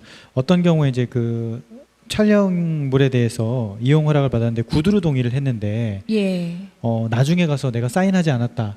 네. 라고 했을 경우에 혹시 이 부분에 대해서 조금 뭔가 회복할 수 있는, 좀 대처할 수 있는 방안이 있는지, 그러니까 나중에 마음이 바뀌었던지 뭐 이랬겠죠. 예. 네. 어떻습니까? 예. 평소에 항상 녹취를 하는 습관을 가지시고요. 모든 분쟁에 대비를 해서 자동 녹음 어플을 까셔서 그런 내용, 그런 것들은 만나서 이렇게 얼굴 보면서 하시진 마시고 전화로 네. 하시거나 카톡으로 하시거나 문자로 하시거나 뭔가 기록이 남는 방법을 사용을 하십시오. 네. 방금 그럼 박정희 회장님께서 여쭤본 거는 그런 의도로 우리가 허락을 받았지만 얘기하신 게 그러니까 지금- 녹취나 이뭐 예. 구두 기록 말고 얘기하신 것처럼 구두로 얘기했는데 그걸 우리가 뭐 같이 있는 배우들이 네. 들었어. 네. 네, 그런 경우에 사실 확인서 등을 받아서 입증 가능하죠. 네, 그래도 그거는 어떻게 보면 간접적인 증거니까 조금 더 직접적으로 그 사람이 직접 동의한 거를 녹음했다든지 이런 게 있으면 더 강력한 증거가 되겠죠. 뭐 저는 이제 마지막인데요. 그 질문이 아니고 사실은 이제 사람들과 관계에서 네. 야 내가 이런 걸 좀 조항에 넣었으면 좋겠는데 야 법적으로 이거 해야 되는데 서류를 써야겠는데 이러면 처음에 말했듯이 싫어할 것 같았거든요. 근데 지금 사실 어떤 이제 말할 때 어떻게 말해야겠냐 생각하면 야 작품이 잘 될 건데 야 내 변호사님하고 이야기해 보니까 이렇게는 해야 된다더라. 이렇게 약간 말을 살짝 하면 이제 서로 간에 이제 이해가 생기지 않을까. 사실 저도 학교 사진 배우면서 저작권 수업은 듣죠. 당연히 들어요. 근데 그게 그냥 오늘 되게 세밀하게 해주셨는데 다 울뚱그려져 있어요. 그냥 뭐 이게 뭐 다 저작권이래요. 근데 사실 그런 부분이 있는데 변호사들하고 이야기 해보니까 이렇게 하더라. 그래서 약간 이렇게 해서 좋게 잘 풀면 되지 않을까. 약간 이런 생각이 들어요. 그러니까 제일 중요한 건 처음에 계약 잘해라. 네. 아니 저도 지금 말씀에 동의하는 게 우리가 공연계에서 계약을 막 부지런히 한 게 사실 얼마 되지 않아요. 어떻게 보면 몇십 년 역사를 놓고 보면 지원 사업에서 계약을 의무화시킨 것도 사실 10년이 채 안 됐을 거예요. 제가 봤을 때 10년 정도. 그게 이제 사회적인 인식이 되면 어떻게든지 우리는 계약을 기본적으로 해야 된다는 인식들이 자리 잡히고 지금 예술인 고용보험 같은 경우에도 한 3년 밖에 안 됐잖아요. 근데 우리가 들어야 된다는 생각을 갖고 있으니까 뭐 이런 기회를 통해서 뭐 오늘 오신 협회장님이나 이게 이제 지원 사업에 반영되는 표준계약서의 조항들이 조금 더 디테일해질 수도 있는 거고, 아니면 우리 스스로가 가이드 조항을 만들어서 요런 정도는 우리가 확인하고 합시다라는 게 맺어진다면 조금 더 이런 그 껄끄러움에서 좀 벗어날 수 있지 않을까, 저는 그렇게 생각을 하거든요. 네, 그 디테일하게 한다고 해서 나쁠 것은 없으니까. 네. 오늘 이 간담회를 하고 나서 느낀 점은 계약서를 조금 더 디테일하게 세부 항목들을 좀 더 추가해야겠다. 표준 계약서를 누구나 다 이용할 수 있도록 표준 계약서가 지금 돌고 있잖아요. 근데 그 표준 계약서 자체가 지금의 이런 문제들을 지금 다 해결할 만큼 꼼꼼하지가 않구나 하는 생각이 좀 들어요. 그래서 뭐든지 다 계약을 잘 하시면 되고, 혹시라도 뭔가 계약을 체결했는데 서명하거나 날이 나기 전에 좀 더 뭔가 자문이 필요하다 하시면 저를 찾아주시면 됩니다. 네, 네. 역시 기승전 계약 그리고 기승전 우리 변호사님 정은주 변호사님이 되지 않을까. 그 오늘 그냥 마지막으로 그 우리 뭐 회장님부터 혹시 어떠셨는지 오늘 간단히 소회 정도 얘기하고 오늘 마무리하시죠. 자리에 대해서. 예, 너무 저는 뭐 좋은 자리인 것 같고, 우리가 이제 사실은 저런 일이 발생할까 할 정도까지 질문을 하게 된 거는 그 우리 안에 내재돼 있던 어떤 공포가 있어요.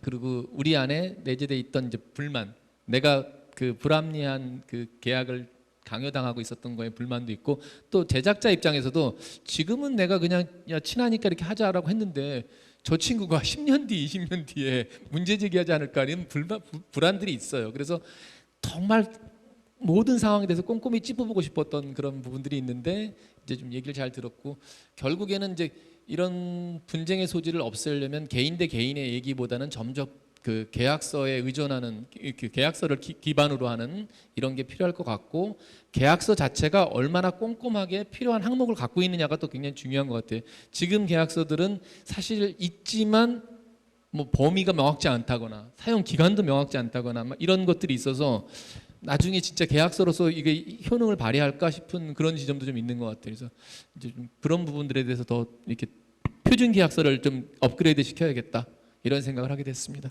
그 궁금함이나 질문들 많이 해소할 수 있는 자리가 돼서 저는 개인적으로 좋았고, 근데 사실 기본적으로 원래 법적인 얘기는 기본적으로 이게 어떤 도덕 다음의 문제잖아요. 그래서 사실 근본적으로는 좀 여기까지 안 가는 게 중요하지만, 그러려면은 또 확실하게 기본적인 계약에 대한 그 신뢰가 생겨야 된다고 생각하고 얘기하신 것처럼, 그래서 계약서를 잘 써야 된다는 걸 느꼈고, 또 그 부분에 있어서 많이 이제 앞으로 뭐 많이 도움을 주실 수 있을 것 같은 생각이 들어가지고 좋습니다. 요즘에 여기저기 다들 다른 분야도 다 계약서에 관한 얘기가 나오고 있는 시점이라서 저희도 저희 쪽에 공연 쪽에 관계된 표준 계약서를 확실히 좀 더 새롭게 다듬을 필요가 있겠다라는 그 생각이 드네요. 네, 양동민 작가님. 예. 네, 뭐 사실 공연 촬영, 공연 영상 전문가, 사실 뭐 그런 거는 제가 본 적이 별로 없는데요. 근데 이런 어떤 계약이라든가 어떤 앞으로의 우리의 저작권이라든가 이런 이야기를 좀 더 잘 이런 식으로 오늘 말씀해주신 그런 걸 토대로 해서 이야기를 하다 보면 이쪽도 더 전문성을 띠지 않을까 이런 생각을 좀 합니다. 그래서 앞으로 뭐 기관과는 계약서를 잘 쓰고, 그리고 오늘 말했던 다양한 예들, 그리고 개인과는 굳이 뭐 긁어부스럼 만들지 말고 통화를 잘 해서 서로 잘 이야기를 해볼 수 있는, 그렇게 잘 유순하게 공연 작품에 잘 됐으면 도움이 되는 작가가 됐으면 좋겠습니다. 네, 우리 마지막으로 우리 변호사님. 네. 일단 오늘 되게 여러 가지 이제 얘기들 많이 해주셔가지고 저도 변호사로서 되게 유익한 시간이었고요. 또 실제로 이제 각자의 그 전문 분야에서 일하시면서 어떤 고민들이 많은지 이런 것들도 직접 볼 수 있어가지고 굉장히 보람된 시간이었습니다. 네, 그래서 뭐 최종적으로는 분쟁까지 가지 않고 사전에 잘 협의돼서 마무리되면 좋으니까 그렇게 될 수 있도록 미리미리 잘 준비하고 그렇게 했으면 좋겠습니다. 네. 네, 감사합니다. 저는 뭐 초반에도 말씀을 드렸지만 어쨌든 사진 영상이 좀 더 많이 좀 쓰였으면 좋겠다. 우리 공연을 활성화시키기 위해서 좀 그런 간접 콘텐츠들이 좀 여기저기 좀 관객들이 찾아봐서 공연을 좀 보고 싶게 만들었으면 좋겠다라는 그런 생각입니다. 오늘 정말 어려운 시간 또 바쁜 시간 내주셔서 대단히 감사드리고 이거에 대한 조금 뭐 해결책이라든지 다음 스텝은 저희가 또 우리 간담회를 또 이어가면서 한번 여러분들한테 공지 드릴 수 있도록 하겠습니다. 예, 마무리하겠습니다. 여러분 대단히 감사드립니다.